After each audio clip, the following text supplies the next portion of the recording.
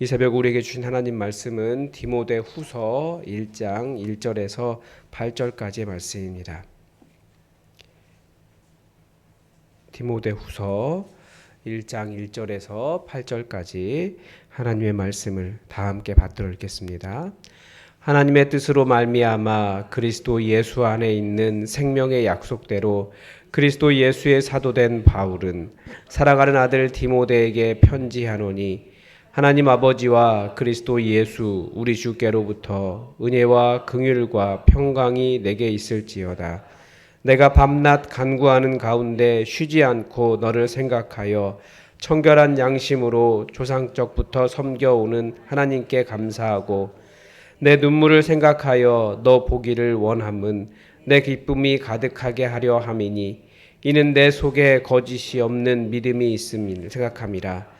이 믿음은 먼저 내 외조모 로이스와 내 어머니 유니게 속에 있더니 내 속에도 있는 줄을 확신하노라. 그러므로 내가 나의 안수함으로 내 속에 있는 하나님의 은사를 다시 부릴 듯하게 하기 위하여 너로 생각하게 하노니 하나님이 우리에게 주신 것은 두려워하는 마음이 아니요 오직 능력과 사랑과 절제하는 마음이니 그러므로 너는 내가 우리 주를 증언함과 또는 주를 위하여 갇힌 자 된 나를 부끄러워하지 말고 오직 하나님의 능력을 따라 복음과 함께 고난을 받으라. 하나님이 우리를 여기까지 읽겠습니다. 죄송합니다. 8절까지입니다. 이 디모데 후서는 사도 바울이 로마 감옥에서 기록한 것으로 알려져 있습니다. 어떤 이유로 투옥이 되었는지는 정확히 알려져 있는 것은 없지만 사도 바울이 이제 자신의 마지막이 다가옴을 직감하고 있었습니다. 따라서 이 디모데 후서는 일종의 그 사도 바울의 유언과 같은 그런 내용입니다. 당시 기독교는 로마의 박해 아래 있었기 때문에 그렇게 박해를 당한다 할지라도 디모데에게 사도 바울의 그런 박해당하는 모습, 어떻게 보면 그 감옥에 있는 그런 모습, 그런 것 부끄러워하지 말고, 그러니까 사도 바울의 상태 때문에 힘들어하지 말고, 그러니까 얼마나 힘들겠어요. 자신의 영적인 아버지가 옥에 갇혀 있으니까.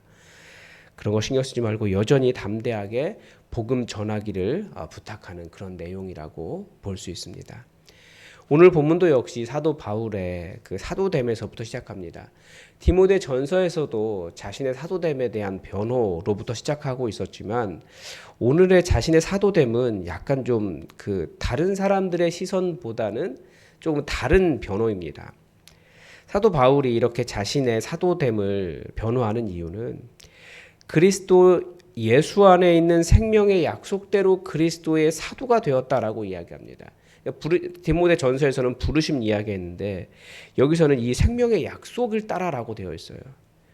이 말이 굉장히 받아들이기가 어렵습니다. 왜냐하면 사람들이 보면 생명의 약속, 우리가 생명을 생각하면 뭔가 잘 되는 거잖아요.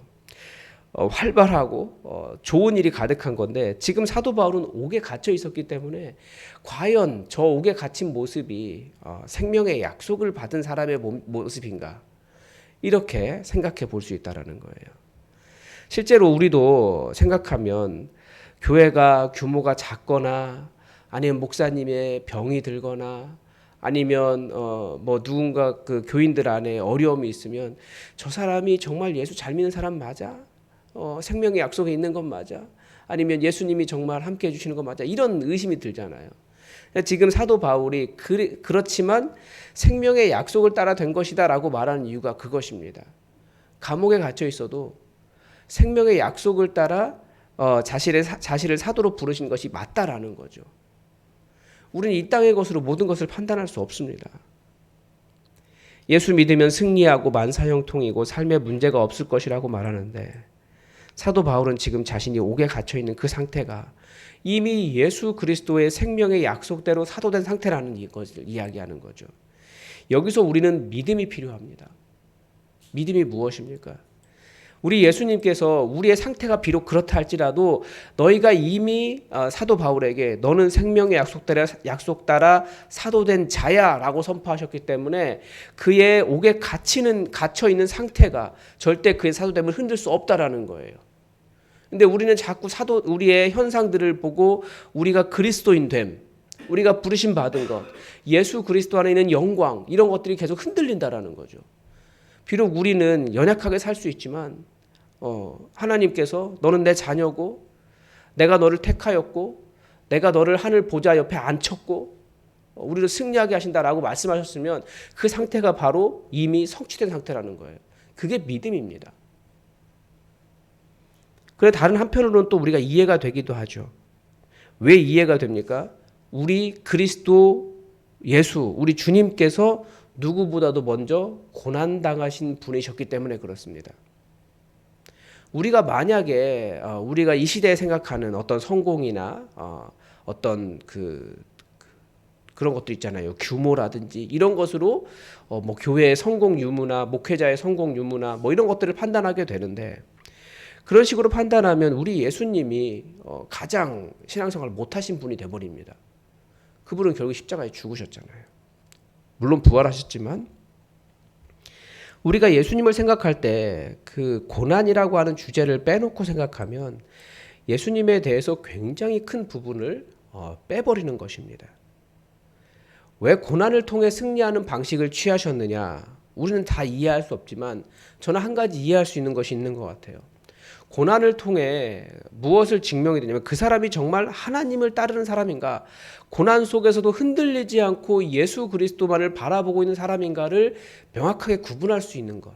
그게 그 고난이라고 하는 잣대더라고요. 우리는 사탄이 주장하는 세상 속에 살고 있기 때문에 사실 제대로 믿음대로 살고 믿음대로 살면 그러니까 이 세상을 뚫고 복음을 증거할 때 고난 당하는 것이 정상입니다. 그런데 사도 바울은 더 신비한 이야기를 하죠. 옥에 갇혀 있어서 언제 죽을 줄 모르는 사람이 오히려 옥 밖에서 좋은 생활, 어떻게 보면 옥보다는 좋은 생활이죠. 그 생활을 하고 있는 사람에게 디모데에게 편지하면서 은혜와 긍휼과 평강이 내게 있을지어다라고 축복하고 있다는 거예요. 우리가 보면 이것은 어불성설입니다. 어떻게 바깥에 있는 사람에게 그렇게 축복할 수 있겠습니까? 도대체 누가 누구를 위로하는 겁니까? 그러나 사도 바울 안에 있었던 그리스도로부터 오는 평강이 절대 사도 바울이 옥에 갇혀 있다 할지라도 흔들리지 않기 때문에 사도 바울은 이렇게 디모데를 축복할 수 있었습니다. 바로 이런 마음 상태가 어떤 외부적인 상태 때문에 흔들리지 않고 예수 그리스도를 온전히 믿고 있는 그 상태가 복음을 따르는 진실한 그리스도인의 마음 상태입니다. 어떤 외부의 것들 때문에 흔들리지 않아요. 특히 복음을 증거하다가 고난당하는 일에 대해서 고난당한다 해도 평안이 흔들리지 않습니다. 어려움이 닥친다 해도 예수 그리스도와의 관계가 문제가 생기지 않습니다. 복음을 증거하다가 고난을 당할 수 있는 것 당연합니다. 왜냐하면 우리 주님 예수 그리스도께서 바로 이 온 땅을 통치하시고 그러면서 그분이 그 고난을 통해 승리하신 분이시기 때문에 그렇습니다. 우리는 절대 평안을 소유하고 있습니다. 절대 상황 때문에 흔들리지 않습니다. 상황은 변한다 할지라도 우리 주님은 흔들리지 않으십니다. 우리에게 무엇보다도 가장 큰 위협은 죽음입니다. 그런데 우리가 예수님께서 하신 말씀이 그것입니다. 예수님 믿으면 부활한다고. 그렇기 때문에 믿는 자는 죽어도 산다라고 말하는 겁니다.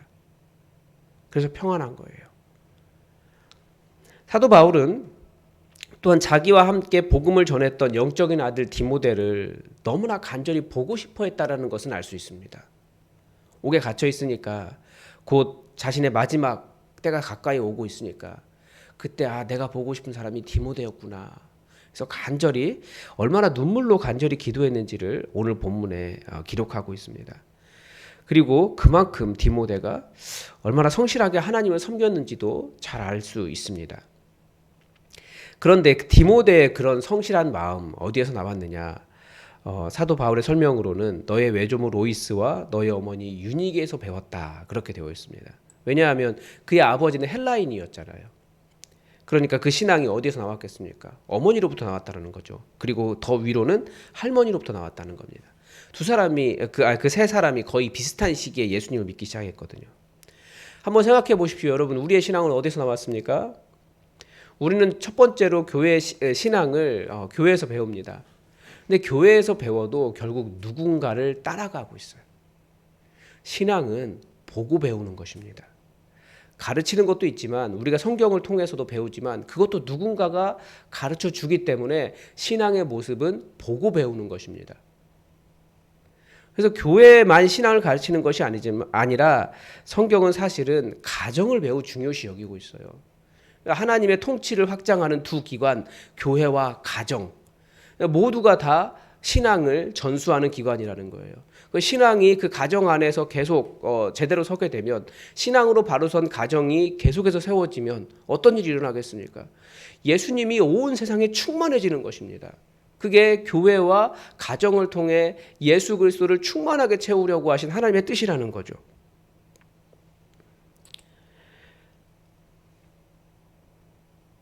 그래서 이렇게 훌륭한 믿음의 아들이 그 어머니의 신앙 따라서 그 집안에서 만들어졌다라는 거죠.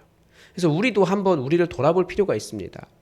우리 가정은 정말 신앙을 잘 전수하는 가정입니까? 아니면 계속 그 세상적인 성공을 강요하는 가정입니까? 다 중요한 일이지만 무엇보다 중요한 건 신앙이라는 거예요. 그러니까 믿음의 가정이라면 마땅히 자녀들에게 믿음을 전수할 수 있어야 됩니다. 우리 가정 안에서 자녀들이 선물로 주어졌는데 하나님께서 자녀들을 왜 보내주셨겠습니까? 그들이 이런 하나님을 떠나지 않는 신앙, 그것으로 잘 양육하라고 우리에게 보내주지 않으셨겠습니까? 그래서 우리가 가정에서 자녀들에게 하는 말이 어떤 말인지를, 얼마나 많은 말을 하고 있는지를 우리가 한번 돌아볼 필요가 있습니다. 그냥 세상적인 말과 자기의 분노에서 나오는 그런 말들과 아니면 우리가 원하는 성공을 어떤 기준을 두고 거기서 계속 강요하는 말들과 이런 말들인지, 아니면 정말 복음적으로 사랑하며 정말 예수 그리스도를 따르며 말씀을 나누는 그런 삶인지, 우리의 언어를 돌아보면 확실히 내가 신앙을 전수하는 것인지 아니면 다른 것을 전하는 것인지 우리는 알 수 있습니다. 그런데 부모들이 참 모르는 게 있는 것 같아요. 자기가 무슨 말 하는지를 몰라요. 이 청년들과 이야기하다 보니까 정말 재미있는 말들이 있어요. 부모님들이 상처 주는 말들을 되게 많이 해요. 근데 아무 생각이 없어서 나중에 시간 지나서 어머니 예전에 그런 말 했던 거 기억나냐고 그러면 자기가 언제 그런 말 했냐고 그렇게 이야기한다는 거예요. 그러니까 저도 계속 생각나는 게 있어요. 그 예전에 말씀드린 적이 있는데, 어린이집 버스 이렇게 쭉 기다리는데 어떤 어머니가 아들을 막 혼내고 있는 거예요. 그 옆에 있는 다른 애한테 이렇게 욕을 했어요. 그러니까 이 새끼라는 말을 한 거예요. 그러더니 어머니가 막 야단을 치면서, 아니 이 새끼가 도대체 어디에서 그런 말을 배워가지고 누구한테 새끼라고 그러니까 이 새끼가 자기가 뭔 말하는지를 몰라요. 한번 돌아봐야 돼요. 정말 복음 따라 말하고 있는지. 그렇지 않으면 그냥 보고 배우는 것이기 때문에 어머니의 신앙, 아버지의 신앙을 보고 배운다라는 거예요.